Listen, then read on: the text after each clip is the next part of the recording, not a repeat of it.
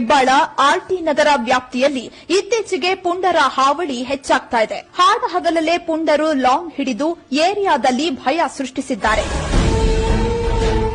ಪ್ರಾರ್ಥನೆ ಮುಗಿಸಿ 7-8 ಬೈಕ್ನಲ್ಲಿ ಬಂದ ಪುಂಡರ ಗುಂಪು ಕೈಯಲ್ಲಿ ತಲ್ವಾರ್ ಹಿಡಿದು ಪ್ರದರ್ಶಿಸಿದ್ದಾರೆ. ಜೋರಾಗಿ ಕಿರ್ಚಾಡುತ್ತಾ ಇಡೀ ಏರಿಯಾದಲ್ಲಿ ಭಯದ ವಾತಾವರಣ ಸೃಷ್ಟಿಸಿದ್ದಾರೆ. ಆರ್ಟಿ ನಗರ ವ್ಯಾಪ್ತಿಯ ಸುಲ್ತಾನ್ ಪಾಳ್ಯದಲ್ಲಿ ನಿನ್ನೆ ಬೆಳಗ್ಗೆ ಈ ಘಟನೆ ನಡೆದಿದೆ. ಲಾಂಗ್ ಹಿಡಿದು ಪುಂಡಾಟ ತೋರಿರೋ ಪುಂಡರು ಜೊತೆಗೆ ನಡು ರಸ್ತೆಯಲ್ಲಿ ಬೈಕ್ ವೀಲಿಂಗ್ ಮಾಡಿ ಲಾಂಗ್ ಪ್ರದರ್ಶನ ಮಾಡಿದ್ದಾರೆ.